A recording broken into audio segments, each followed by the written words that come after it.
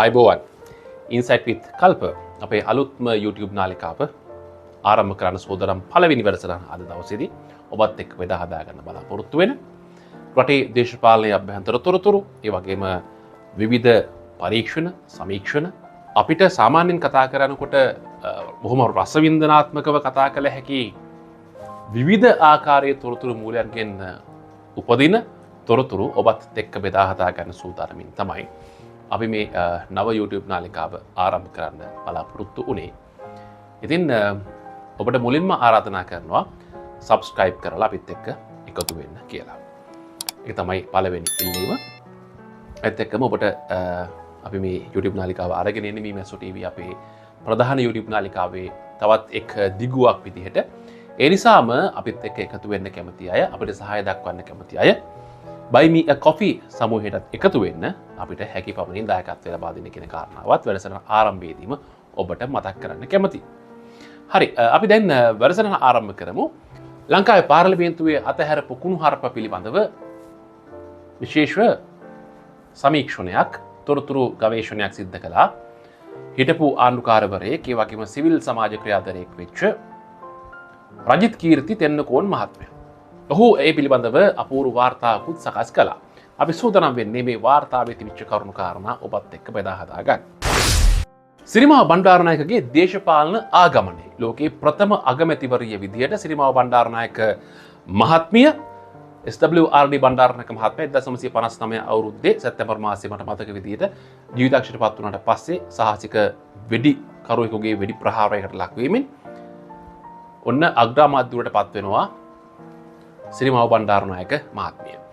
සිරිමාව බණ්ඩාරනායක මහත්මිය දේශපාලනයට ආවට පස්සේ විපක්ෂයේ එක්සත් ජාතික පක්ෂය කුලියාපිටිය ප්‍රදේශයේ තියෙනවා රැස්වීමක්.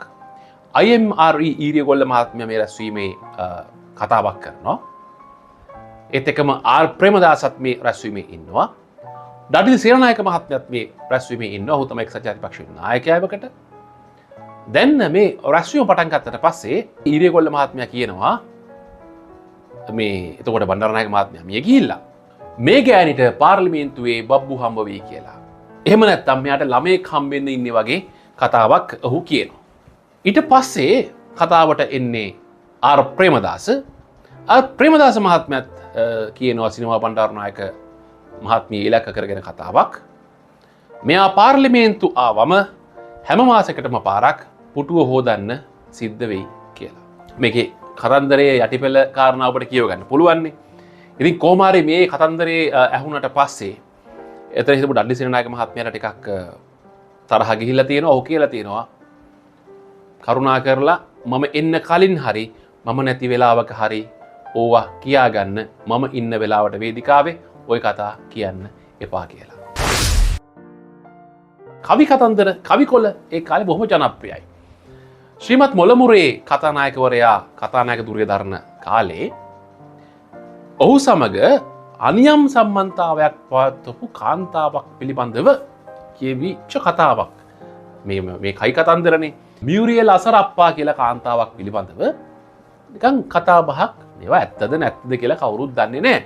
හැබැයි කතා බහක් යනවා. මේ කතාව කොච්චර ප්‍රබල විදිහට සමාජයට ඒත්තු ගන්න උත්සාහ කරාද කියලා කියනවා නම් මොළමුරේ සහ අසරප්පා අතර මේ තියෙන වායේ කියන අනියම් සම්බන්ධතාවය ඉලක්ක කරගෙන කවිදා 4ක් ඇතුළත් කවි කොළයකුත් එළියට එනවා. දවසක් පාර්ලිමේන්තුවේ මේ කවි කොළේ අරගෙන ආපු මන්ත්‍රීවරයෙක් මේ කවි කොළේ තියෙන එක කවියක් කියන්න පටන් ගන්නවා. කවිය කියන්නම් ඔබට කියව ගන්න තිරයෙත් අපි දර්ශනය කරන්න. කවුන්සිලේ වැජබෙන ධනපති රොත්ත කම්කරු ගොවින් මිරිකා මොල කන හැත්ත. දැන් දිග හැරෙයි කොයිකාගෙත් ඇත්ත මුළමුරේ මැතිඳු ලෙව්වලු ලීලගේ කියලා එකතින් රයිම් කල්ලා වචනේ දාගන්න ස්ත්‍රී නිමිත්තට කියන සමාන වචනයක් කියලා ඔබ හිතලා ඒක එකතු කරගන්න.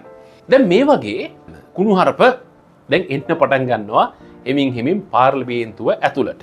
දැන් 1977 වෙනකොට සිරිමාව බණ්ඩාරනායක මැතිනියට එරෙහිව දැඩි ප්‍රහාරාත්මක දේශපාලන කරලයක් නිර්මාණ වෙලා තිබුණා එක්සත් ජාතික පක්ෂයේ පැත්තේ. 1977 මැයි රැළිය වෙනකොට එක්සත් ජාතික පක්ෂයේ වේදිකාවේ මැයි රැළිවල කියවෙච්ච ප්‍රධාන සටන් පාඨයන් අතර එකක් බවට පත් වුණාලු 77 නැතේ. මට වචන කියන්න බෑනේ අපි සත්භාවයකින් යුක්තව මේ මාධ්‍ය වේදිකාව හසුරවන්න ඕනේ. ඔබට තේරුම් ගන්න පුළුවන් 77 නැතේ. ඉතින් මේ විදිහට මේ සටන් පාඨ කියමින් මේ දේශපාලන වේදිකාවලට ඔන්න කුණුහරුප අරගෙන එන්න පටන් ගත්තා. ඉතින් ඒ කාලේ සෝෂල් මීඩියා හැම තිබුණා නම් තත්ත්වය පිට වඩා වෙනස් වෙන්න තිබුණා. නමුත් සෝෂල් මීඩියා තිබුණ නැති නිසා ස්ත්‍රී අයිතිවාසිකම් පිළිබඳව කතා කරන්න කට්ටිය හිටපු නැති නිසා මානව හිමිකම් ක්‍රියාධරයින් හිටපු නැති නිසා YouTube එහෙම තිබුණේ නැති හින්දා ඒ කාලේ ඉතින් මේවා බොහොම නරක විදිහට සමාජගත වුණා. ඒවාට ලොකු බලයක් ආරෝපණය වෙලා ඒවා සමාජයේ ඉස්සරහට ගමන් කළා. දැන් ලංකාවේ පාර්ලිමේන්තුවේ කුණුහරුප පළපු වැඩිපුරම කුණුහරුප කියපු සෙට් එක අරගෙන බැලුවහම ඔතන නම් කියවෙනවා මෙන්න මෙහෙම සෙට් එකක්ම ඉන්නවා. ඔය අගමැතිලා විපක්ෂ නායකවරු මේ ගොනුවේ ඉන්නවා. ඒ අයගේ සිංහල භාෂා දැනුම, ඉංග්‍රීසි භාෂා දැනුම, සමාජ මට්ටම අපි අර කලින් කිව්වා වගේ මේ දේවල් sannivedana කුසලතාවයන්ට අදාළ සියලු කරුණු කාරණා බලපානවා. ඔතන ඉන්නවා අයමාරි ඊරියගොල්ල, R Premadasa, Anura Bandaranaike, Susil Premajayantha, SB Dissanayake, Mervyn Silva, Mangala Samaraweera, Tissa කුට්ටිආරච්චි, Vasudeva Nanayakkara, Cyril Matthew වගේ අය බොහොම ප්‍රසිද්ධයි මේ කුණුහරුප කතන්දර එළියට දාන්න. ඒ අය කියපු කුණුහරුප අපි ඉස්සරහට කතා කරන්න සූදානම්. 2021 අවුරුද්දේ දෙසැම්බර් මාසයේ පාර්ලිමේන්තුවේ කුණුහරුප ඉවර වෙනකන් කියනවා. ඒකට ජොන්සන් ප්‍රනාන්දු ඊළඟට සිකට සම්බන්ධ වෙලා හිටිය ලොලොහාන් රත්පත් ඇතුළු කණ්ඩායම. බනින්නේ මනුෂ්‍ය නානායක්කාරට. කුණුහරුප වලක් කියාගෙන යනවා. ඒවා හැන්සාඩ්ගෙන් ඉවත් කරනවා. හොඳටම කුණුහරුප කියපු කෙනෙක් තමයි වාසුදේව. බ්‍රෑන්ඩ් එකකුත් හැදුනා වාසුදේව නමින්. පා බීප් යා කාටද කිව්වේ රටේ අගමැතිටයි වාසුදේව නානායක්කාර කුණුහරුපෙම බැන්නේ. හරියටම 2015 මැයි මාසේ 21 වෙනිදා පාර්ලිමේන්තුවේදී තමයි වාසුදේව නානායක්කාර අග්‍රාමාත්‍ය රනිල් වික්‍රමසිංහට කුණුහරුපෙන් බනින්නේ. මෙන්න මෙහෙමයි දෙබස. කතානායකතුමා මට අවසර දුන්නම මේ මිනිහා නෙලාගෙන යනවා. මේ පිස්සව වාඩි කරන්න. මාව වාඩි කරන්න. උඹට පුළුවන්ද මාව වාඩි කරන්න? පා බීප් යා. මාව වාඩි කරන්න බෑ. පා බීප් යා. පිස්සු කෙල්නේ පාවොයි මේ පාර්ලිමේන්තුවට ගරු කරනවා කියලා කියනවා. එතකොට කතානායක පුටුවේ ඉන්නේ චමල් රාජපක්ෂ පාර්ලිමේන්තුව බලන්න ඇවිල්ලා ඉන්නවා පාසල් දරුවනුත් ගැලරියේ ඔවුන් අසුන්ගෙන ඉන්නවා. චමල් රාජපක්ෂ කියනවා කරුණාකරලා ඕක නතර කරන්න මේක පාර්ලිමේන්තුව දරුවෝ බලාගෙන ඉන්නවා ගැලරියේ ඕක පුරුද්දකට යයි කියලා. හැබැයි මේ කතාවට සමාව ගන්නව වෙනුවට මේ කතාව සාධාරණීකරණය කරන්න වාසුදේව නානායක්කාර උත්සාහ කළා. දකුණේ උපභාෂාවකින් කැඩිලා ආපු වචනයක් ඒ නිසා එක කිව්වා කියලා ප්‍රශ්නයක් නෑ වගේ කතන්දර කියන්න පටන් ගත්තා. ලංකා ඉතිහාසයේ හොඳටම කුණුහරුපෙන් බැනගත්ත යුගලක් ඉන්න ඕනන් දෙපැත්තට ඒ දෙන්න තමයි අනුර බණ්ඩාරනායකයි ආර් ප්‍රේමදාසයි. මේ දෙන්නගේ කුණුහරුප සංවාද බොහොම ජනප්‍රිය ඒවා බවට පත් වුණා. සමහර අවස්ථාවලදී පුවත්පත්වල පවා මේවා වාර්තා කරලා තියෙනවා. හැන්සාඩ් එකෙන් මේ සියල්ලම ඉවත් කරලා දාලා තියෙනවා. හැබැයි හැන්සාඩ් එකෙන් ඉවත් කළත් මේ කරුණු කාරණා එළියට ඇවිල්ලා තියෙනවා. දැන් මොනවද මේ කතන්දර? සමහර ඒවා හැන්සාඩ් වලින් ඉවත් කරනවා, සමහර ඒවා හැන්සාඩ් වල සමහර තැන්වල සමහර වාර්තාවල වාර්තාගත වෙනවා. 1977 මහමැතිවරණයේ පවතින වෙලාවේ ආර් ප්‍රේමදාස සහ අනුර බණ්ඩාරනායක අතරේ පොඩි මතගැටුමක් නිර්මාණය වෙනවා. අනුර බණ්ඩාරනායක ආර් ප්‍රේමදාසව හඳුන්වන්නේ කොහොමද? අනුර බණ්ඩාරනායක ආර් ප්‍රේමදාස හඳුන්වන්නේ කෙසෙල්වත්තේ ලැවරි විකුණන අම්මගේ ළමයා කියලා. කෙසෙල්වත්තේ ලැවරියා කියලත් සමහර තැන්වල කියලා තියෙනවා. එතකොට දැන් මේ සංග්‍රාමයේ අවසානයේ මහමැතිවරණයෙන් ජයග්‍රහණ ලැබුවට පස්සේ එක්සත් ජාතික පක්ෂයේ 6/5ක බහුතර බලයක් අරගෙන ආණ්ඩුව හැදුවට පස්සේ ප්‍රේමදාස පාර්ලිමේන්තුවේ මුලින්ම මේ ගනුදෙනුව බේර ගන්නවා. ප්‍රේමදාස පාර්ලිමේන්තුවේට ඇවිල්ලා කියනවා මේ රිසර්ච් එකට අනුව රජිත් කීර්තිරත්නකෝත් මහත්මයා හොයාගත්ත විදිහට ආර් ප්‍රේමදාස මහත්මයා ඇවිල්ලා පාර්ලිමේන්තුවේදී කියනවා වලව්වක අවජාතක දරුවෙක් වෙලා උපදිනට වඩා පැල්පතක සහජාත දරුවෙක් වෙලා උපදින එක නම්බුකාරයි කියලා. ඒ කියන්නේ අනුර බණ්ඩාරනායකට. දැන් මේ අනුරගේ ප්‍රේමදාසගේ වලිය මේ එහෙම ඉවර වෙච්ච එකක් නෙමෙයි දිගින් දිගටම වාක් සංග්‍රාම වලින් පිරුණු එකක් බවට පත් වෙනවා. එක වෙලාවක අනුර බණ්ඩාරනායක පත් කරනවා මස්කෙලිය ආසනයේ සංවිධායකවරයා විදිහට. දැන් මේ කොමියුනිස්ට් පක්ෂයට සම්බන්ධ පුවත්පතක් තියෙනවා ඇත්ත පත්තරය කියලා ඒ කාලේ. මේ ඇත්ත පත්තරයේ අමුතු විදිහේ සිරස්තලයක් පළ වෙලා තියෙනවා මේ අනුර බණ්ඩාරනායක මස්කෙලිය ආසනයේ සංවිධායකවරයා බවට පත් කිරීමත් එක්ක. මොකද සිරස්තලේ අනුර මස්කෙලියට මරු. ඔන්න ඕකයි සිරස්තලේ. එතකොට මේ මස්කෙලියට මරු කිව්වහම මොකද්ද ඒකෙන් යටිපෙළ අර්ථය කියන කාරණාව කියවා ගන්නට ඕන. ඒ කාලය වෙනකොට අනුර බණ්ඩාරනායකට කයි කතන්දර හදනවා. ඔහු සල්ලාලයෙක් කියලා චෝදනා කරනවා. ඔහු සමලිංගිකයෙක් කියලා චෝදනා කරනවා. මෙන්න මෙහෙම වටපිටාවක් ඇතුලේ තමයි අනුර මස්කෙලියට මරු කියලා මේ සිරස්තලය එන්නේ. එතකොට මේක ඇතුලේ තියෙන්නේ අමුතුම විදිහේ දෙපැත්ත කැපෙන වචන.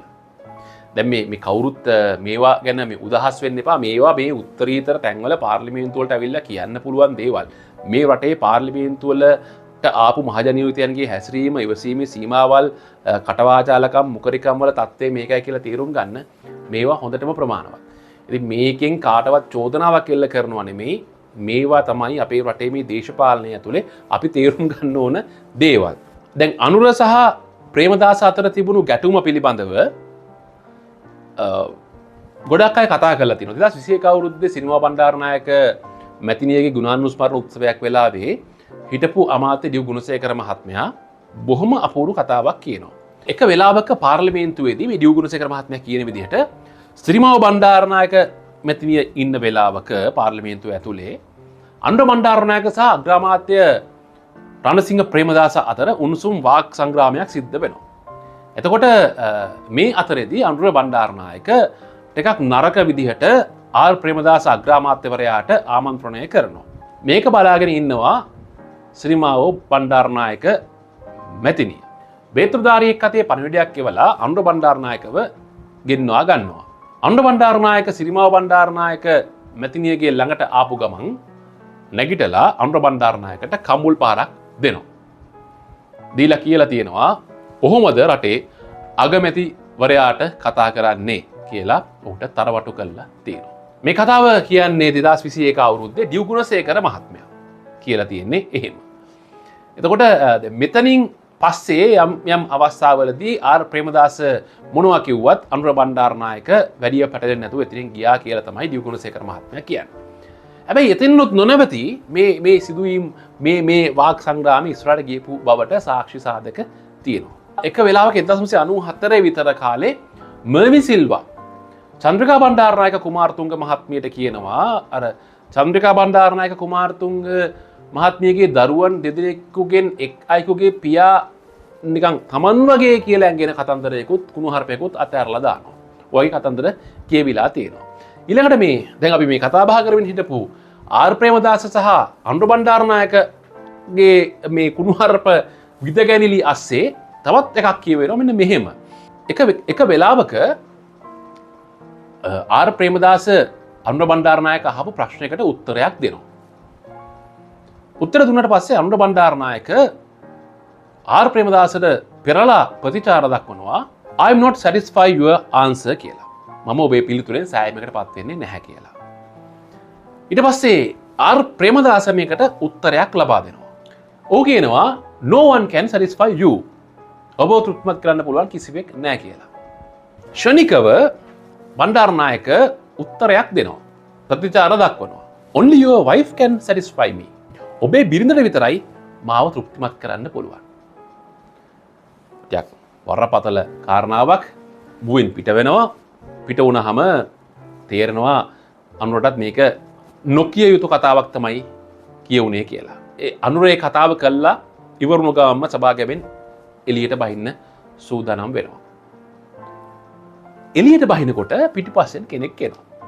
ඇවිල්ලා පිටට තට්ටුවක් දාලා good one පුතා good one කියලා කියනවා. ඒ කවුද? ඒ තමයි E.L. සේනානායක.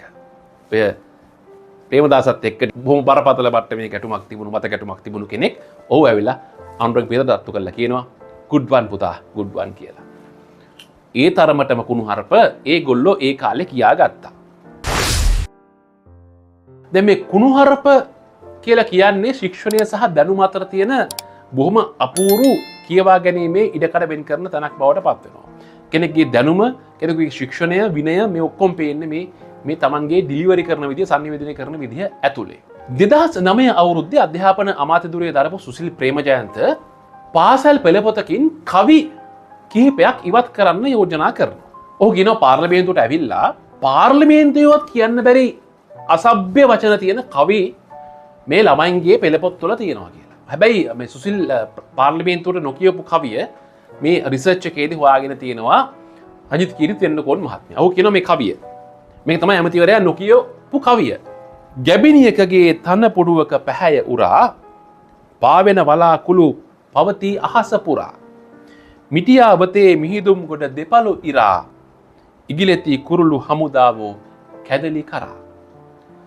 දැන් සුසිල් ප්‍රේමජයන්ත අධ්‍යාපන ඇමතිවරයා කිව්ව විදිහට මේක කුණුහරුප කවියක්, මේක පාර්ලිමේන්තුවේවත් ඇවිල්ලා කියන්න පුළුවන් මට්ටමක එකක් නෙවෙයි කියලා තමයි කියන්නේ. චිත්‍රරූප මැවීම් මේ දේවල් එක්ක සාහිත්‍ය රසය විඳදරා ගන්නකොට මේ ගැබිනියකගේ තන්න පුඩුවක පැහැය උරා වගේ කියන ඒවා කුණුහරුප වගේ කියලා හිතුණද දන්නේ නැහැ. අපි දන්නේ නැහැ ඉතින් ඒක කොහොමද ඔහු කියවා ගත්තේ කියලා.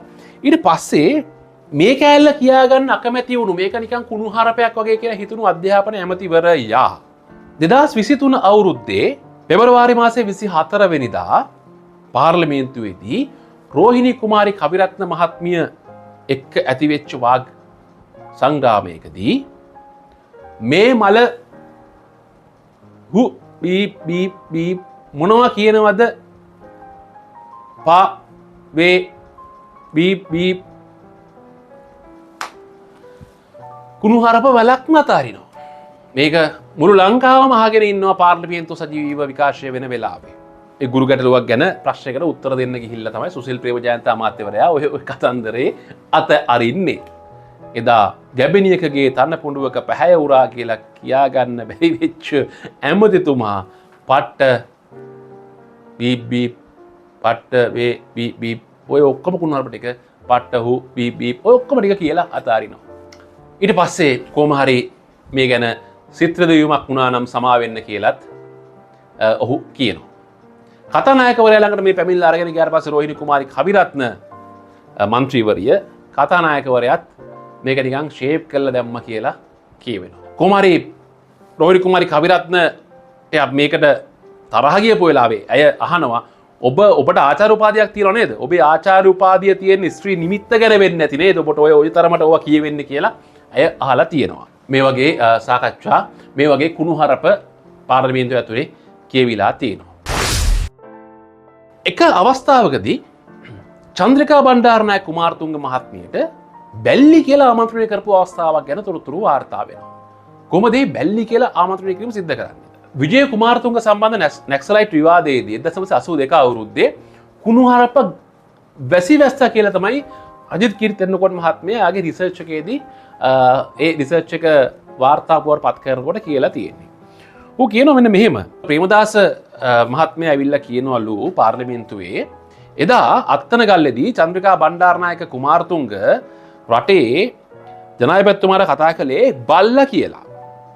ඒ කතාව අහගෙන හිටපු අය කියන්න ගත්තා අනේ මේ පරබැල්ලි කියන්නේ මොනවද කියා. පරබැල්ලි කියලාම ආමන්ත්‍රණය කරගන්නවා කිව්ව කතාවක් අදලා අරගෙන එහෙම එකක් කියලා තියෙනවා. ඒක ඇහුවට පස්සේ මිනිස්සු මෙහෙම කිව්වා කියලා ආර් ප්‍රේමදාස මහත්මයා. පාර්ලිමේන්තුවේ හැන්සඩ් වාර්තාව 1051 ඉරක් 1052. රාජතාන්ත්‍රික වශයෙන් උත් ලංකාවේ වෙනත් රටවල් රාජ්‍ය නායකයන්ටත් කුණුහරුප කියපු අවස්ථා තියෙනවා. එහෙම කියපු අවස්ථාවක් නිර්මාණය කරපු කෙනෙක් තමයි ආර් ප්‍රේමදාස. 1977 මැතිවරණයෙන් පස්සේ ඉන්දු ලංකා ගිවිසුම් අත්සන් කිරීම සහ ඊට පස්සේ ලංකාව සහ ඉන්දියාව අතර ඇතිවෙච්ච ගනුදෙනුව පිළිබඳව කෘතියක් රචනා වෙලා තියෙනවා.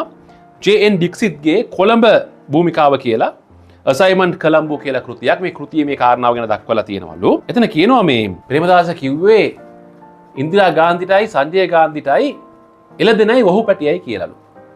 එහෙත් ඉන්දියාවේ මේ එළදෙනයි වහුපැටියයි මෙහෙත් එළදෙනයි වහුපැටියයි කියලා කිව්වලු. එහෙ එළදෙනයි වහුපැටියයි කියලා කිව්වේ ඉන්දිරා ගාන්ධි සහ සංජය ගාන්ධිට, මෙහෙ එළදෙනයි වහුපැටියයි කියලා කිව්වේ සිරිමාව බණ්ඩාරනායකටයි අනුර බණ්ඩාරනායකටයි කියලා කියනවා. ඊළඟට මේ ලංකාවේ පාර්ලිමේන්තුවේ කුණුහරුප කියපු දෙපැත්ත කැපෙන වචන කියපු ඒවට ප්‍රතිචාර දක්වපු අමුතු විදිහට කෙනෙක් තමයි මංගල සමරවීර. රජිත් කීර්ති දෙන්නකෝන් තමන්ගේ රිසර්ච් එකේදී මංගල සමරවීර කියපු කතන්දර කීපයකුත් වාර්තා කරලා තියෙනවා. 2017 දී මංගලයි විමලුයි පාර්ලිමේන්තුවේදී පටලැවෙනවා. මේ දෙන්න පැටලෙන්නේ තක්කඩියා කියන වචන නිසා. මංගල විමල්ට තක්කඩියා කියලා කිව්වම විමල් මංගලට කිව්වලු පො බීබීබී යා කියලා. ඉතින් මංගල තමන්ගේ අර සමරිසි භාවය කිසි විටකත් වසන් කරපු පුද්ගලෙක් නොවුණු හින්දා ඔව් කියලා තියෙනවා. විමල්ට මිනිමරුවෙක් වෙනවට වඩා පො යා කියන එක නම්බුකාරයි කියලා. එක වෙලාවක ඔය මංගල සමරවීරගේ ඔය ලිංගික චර්යාව සමරිසි භාවය පිළිබඳ කතාව ගැනම කතාවක් ඊළඟ දෙනවා පාර්ලිමේන්තුවේ. මර්වින් සිල්වයි මංගලයි පැටලෙනවා. පැටලුණාට පස්සේ මර්වින් සිල්වට මංගල කියනවා මේ ඔබතුමාගේ පුතත් මට රෑට නයිට් ක්ලබ් වලදී හම්බ වෙනවා කියලා. අස්සුරයි මංගලයි පැටලෙනවා. එච්.එම්. අස්වර් සහ මංගල සමරවීර. එතකොට අස්වර් මංගලට විවිධ ආකාරයෙන් කතන්දර ඉදිරිපත් කරද්දී මංගල කියනවා අවුරුදු 25කට 30කට කලින් ඔබතුමා මට හම්බුණා නම් ඒත් සලකලා බලන්න තිබුණා කියලා. අස්වර්ගේ කටත් වැහුණලු, මර්වින්ගේ කටත් වැහුණලු. ඊළඟට මේ සුසන්තිකා ජයසිංහ මහත්මියට ලිංගික බලපෑම එල්ල කිරීම සම්බන්ධයෙන් එස්.පී. දිසානායක අමාත්‍යවරයාට කාලයක් චෝදනා එල්ල වුණානේ. මේ පිළිබඳව එස්.පී. දිසානායකට එරෙහි විශ්වාසභංග යෝජනාවක් පාර්ලිමේන්තුවේ සාකච්ඡාවට ගත්ත වෙලාවක මංගල කිව්වලු මේ පිරිමියෙක් වගේ ඉන්න සුසන්තිකා ජයසිංහට එස්.පී. දිසානායක වගේ කෙනෙක් මොනවා කරන්නද? ඔන්න ඔය කතාව මමවත් කිව්වනම් තව ටිකක් සලකලා බලන්න තිබුණා කියලා. ඔය වගේ කතන්දරත් පාර්ලිමේන්තුවේ කියවිලා තියෙනවා. තිස්ස කුට්ටිආරච්චි ගැන කතාවකුත් පෞගේ කාලේ කතා බාට ලකුණා. ඒකත් හොඳ කුණුහරුපයක් බවට පත් වුණා. දෙපැත්ත කැපෙන ඒකේ පදරුත් කියවා ගැනීමේ හැකියාව තියෙන අයට ඒක අවබෝධ කරගන්න පුළුවන්. එතනත් ගොදුර බවට පත් වුණේ රෝහිණි කුමාරි කවිරත්න 2021 අවුරුදු නොවැම්බර් මාසයේ අයවැය විවාදෙදී නෝනා වම්බටු ගහලා පලා ගන්නවද කියලා ඇහුවා. ඒ වෙලාවේ මුලසුනේ හිටියේ අජිත් රාජපක්ෂ නියෝජ්‍ය කතානායකවරයා. ඊට පස්සේ මේක කතානායකවරයා ළඟටත් අරගෙන ගියා. මේ සිද්ධිය කොච්චර බරපතලද කියනවා මේක එක්සත් ජාතීන්ගේ සංවිධානයේ මානව හිමිකම් කවුන්සිලයේ 46.1 යෝජනාවේ ඇතුළත් වුණා. සිද්ධිය යුරෝපා සංගමයේ GSP සහනය ලබා දීමේ ඒ වගේම මානව හිමිකම් කවුන්සිලයේදීත් මේ කාරණා පිළිබඳව සාකච්ඡාවට ලක් වුණා. ඒත් එක්කම මේ ගෝඨාභය රාජපක්ෂ මහත්මයාගේ ආණ්ඩුව පිරිහීම සිද්ධ වෙන්නත් ප්‍රධාන කාරණාවක් බවට පත් වුණා මේ වම්බටු ගහල පලා ගන්න කියපු කතන්දරේ. දැන් මෑත කාලේ ආයම 2023 අවුරුද්දේ ආයත් රෝහිණි කුමාරි කවිරත්න මහත්මිය පැටලෙනවා තවත් ගැටලුවකට. ඒ තමයි මේ විශ්‍රාමිකයන්ගේ දීමනාව ගැන ප්‍රශ්නයක් අහන්න ගිහිල්ලා අශෝක ප්‍රියන්ත සහ රෝහිණි කුමාරි කවිරත්න තමයි පැටලෙන්නේ. විශ්‍රාමිකයන්ගේ ප්‍රශ්න ගැන දත්ත ඉලක්කම් සහිතව අමාත්‍යවරයාට යන එන්න මන් නැති වෙන විදිහට රෝහිණි කුමාරි කවිරත්න ප්‍රශ්නයක් ඉදිරිපත් කරනවා. එතකොට අශෝක ප්‍රියන්ත ඇමතිවරයා උත්තරයකුත් දෙනවා. දුන්නම රෝහිණි කුමාරි කවිරත්න ප්‍රතිචාර දක්වනවා I'm unhappy with the answer කියලා. මම ඔබේ පිළිතුරෙන් සෑහීමකට පත් වෙන්නේ නැහැ කියලා. අන්න අර කලින් අර අනුර බණ්ඩාරනායකයි ආර් ප්‍රේමදාසගේ දෙබස මතක් වෙන විදිහේ කතන්දරයක් මෙතනදිත් කියවෙනවා. අශෝක ප්‍රියන්ත කියනවා ඔබතුමිය සතුරු කරන විදිහ මම දන්නේ නැහැ. එතුමිය සතුරු කරන විදිහ දන්න කවුරු හරි කෙනෙක් ඉන්නවා නම් ඔන්න එතුමිය සතුරු කරන්න පුළුවන් කියලා. පාර්ලිමේන්තුවේ එකම ගාල ගෝට්ටියක් බවට පත් වෙනවා. දිනේශ් ගුණවර්ධන සභානායකවරයා කියනවා මේක කතාව මොන හරි දෙයක් වැරදි දෙයක් තියෙනවා මේක හැන්සාඩ් එකෙන් අයින් කරන්න කියලා. ඉතින් ඊට පස්සේ පාර්ලිමේන්තුවේ කුණුහරුප නෙමෙයි අර මේ නලින් හේවගේ ඇමතිතුමා ජාතික ජනබලවේගයෙන් පාර්ලිමේන්තුවට ආපු ඔහුත් පැටලෙනවා රෝහිණි කුමාරි කවිරත්නත් එක්ක.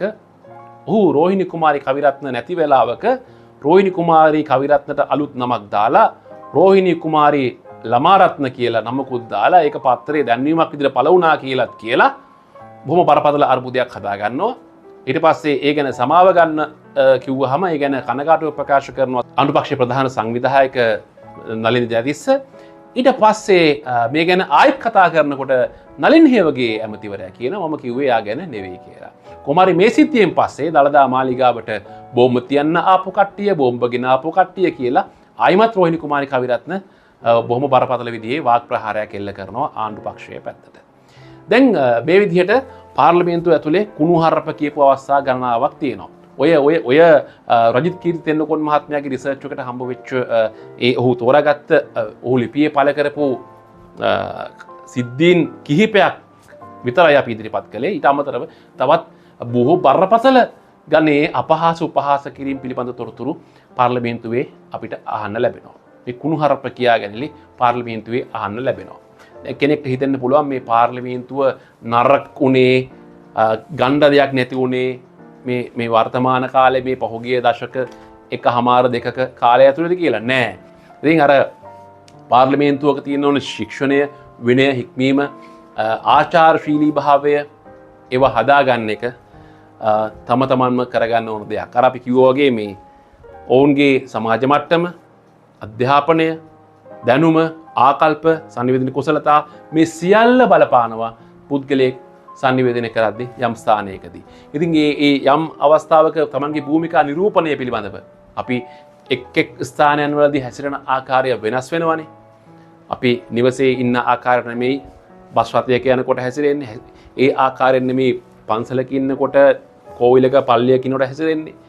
ඒ විදිහට නෙමෙයි පාසලක ඉන්නකොට හැසිරෙන්නේ. ඒ විදිහට නෙමෙයි පාර්ලිමේන්තුවේ හැසිරෙන්නේ. ඒතකොට ඒ විදිහට තම තමන් ඉන්න තැන අනුව මේ භූමිකාවන්ට අනුගත වීමේ අවශ්‍යතාවය නැත්නම් නිවැරදි ලෙස සමාජානියෝජනය වීමේ අවශ්‍යතාවය මේ සිද්ධිත් එක්ක මතක් කරනවා. ඉතින් ඔන්න ඔය කාරණාව අපිට කියන්න ඕනේ. එහෙනම් අපි අද දවසේත් අපේ වැඩසටහන හමාර කරනවා. subscribe කරලා තියාගන්න Insight with Kalpa. අයබෝන්.